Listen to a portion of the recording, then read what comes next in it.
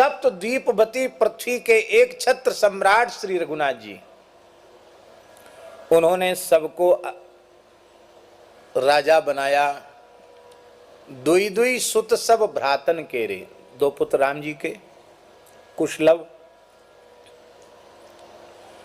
दो पुत्र लक्ष्मण जी के, दो पुत्र भरत जी के, दो पुत्र शत्रुघ्न जी के, तक्ष पुष्कल सुबाहु श्रुतसेन, ये सब पुत्र हैं। अंगद चित्रकेतु। तो अब ये इन पुत्रों को अलग अलग राजा बनाया।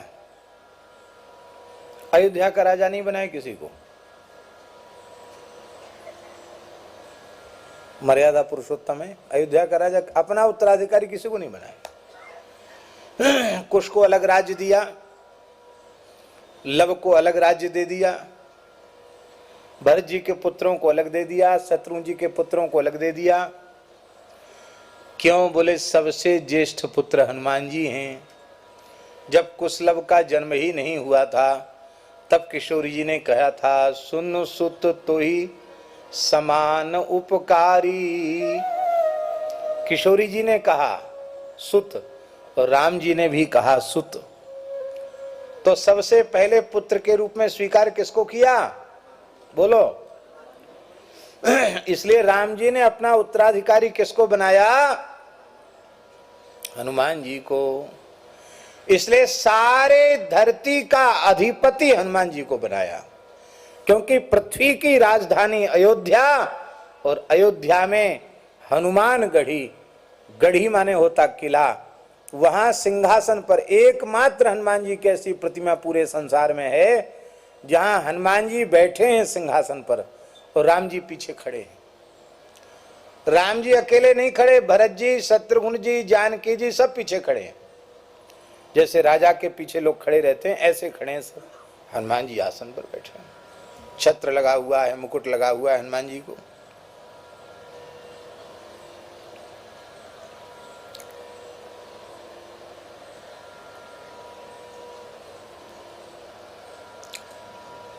हमने तो ऐसा भी महापुरुषों से सुना है कि ऐसे वैसे नहीं बिठाया हनुमान जी को, इतने अक्षय खजाने पर हनुमान जी को बिठाया राम जी ने कि सारी धरती का सैकड़ों वर्षों तक हनुमान जी अकेले पोषण कर सकते हैं, धन खर्च नहीं होगा। कोई ठिकाना नहीं कितनी संपत्ति पर हनुमान जी बैठे हैं। और उनका जो श्रृंगार है क्या कहना, हनुमान जी की तो वहां सेवा हनुमान जी की है, श्रृंगार हनुमान जी का ही है। अद्भुत है। सेवा पूजा की पद्धति भी वहां की विलक्षण है। सैकड़ों वर्षों से लगातार एक जैसी चली आ रही है, उसमें इतनी भी न्यूनता कभी नहीं हो सकती। ऐसी नियमावली बनाई है और इतनी भी कसर किसी के द्वारा हो जाए तत्काल उसका दंड मिलता है, तत्काल।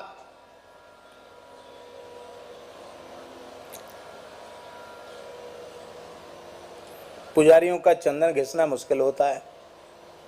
क्यों? हनुमान जी 3 टाइम स्नान करते हैं दूध से, 3 बार पूरी पूजा होती है और 1 कटोरा भर के चंदन लगता है हनुमान जी को।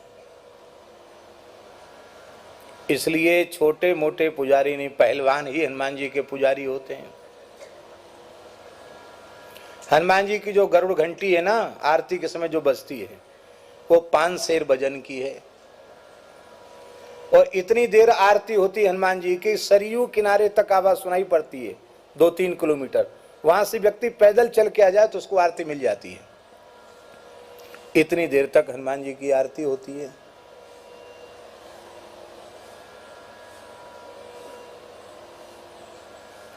हनुमान जी रोज इमरती खाते हैं, रोज जलेबी खाते हैं, रोज रबड़ी, बिना रबड़ी के नहीं रहते, चकाचक। ये जितना भोग लगना है वो तो लगेगा ही पक्का। सप्ताह में 1 दिन सखरी लगती है कच्ची, बाकी रोज पक्का पाते हैं हनुमान जी।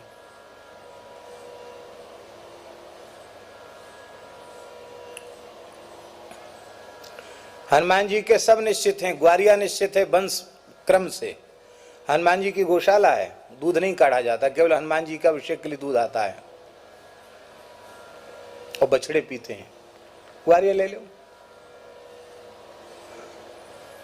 सबसे पहले कुठार खुलते ही बंदरों का भाग निकलता है, उतना तौल के बंदरों के लिए डाल दिया जाएगा, उसके बाद दूसरा काम होगा। सेवा पूजा में बड़ी भारी मर्यादा है। एक सेवक पुजारियों को उठाने के लिए नियुक्त रहता है। 1:30 बजे रात को वो हकारा देता है। कितने बजे रात को? हनुमान जी के पुजारी सो नहीं पाते। 2 बजे तो उनको स्नान आदि करके मंदिर में पहुंचना होता, 2-3 बजे मंदिर में पहुंच जाते हैं। इतनी लंबी सेवा है हनुमान जी की।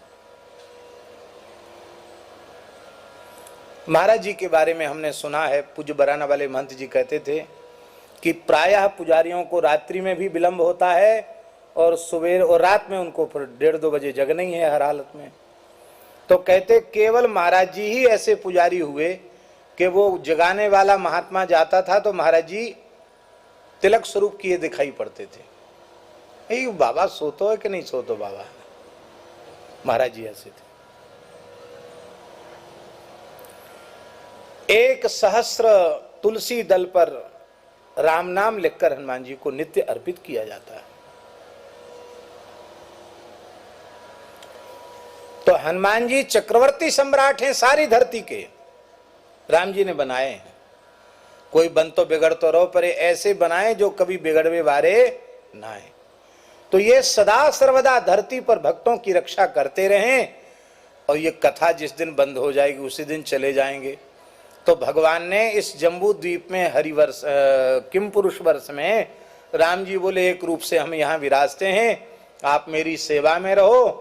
और एक गंधर्वराज को नियुक्त कर दिया, वे 24 घंटे वीणा बजा बजा करके, वीणा मुर्ज मृदंग बजा करके हनुमान जी को राम जी का चरित्र सुनाते रहते हैं। हनुमान जी श्रवण करते करते भाव विह्वल होकर के गाते हैं। इसलिए ये कथा सुनाने की व्यवस्था कर दी है। राम जी ने क्या मंत्र जपते हैं? ओम नमो भगवते उत्तम श्लोकाय नम आर्य लक्षण शीलव्रताय नम उपशिक्षितात्मन उपासित लोकाय नमः साधुवाद निकषणाय नमो ब्रह्मण्य देवाय महापुरुषाय महाराजाय नमः इति। इस मंत्र का जप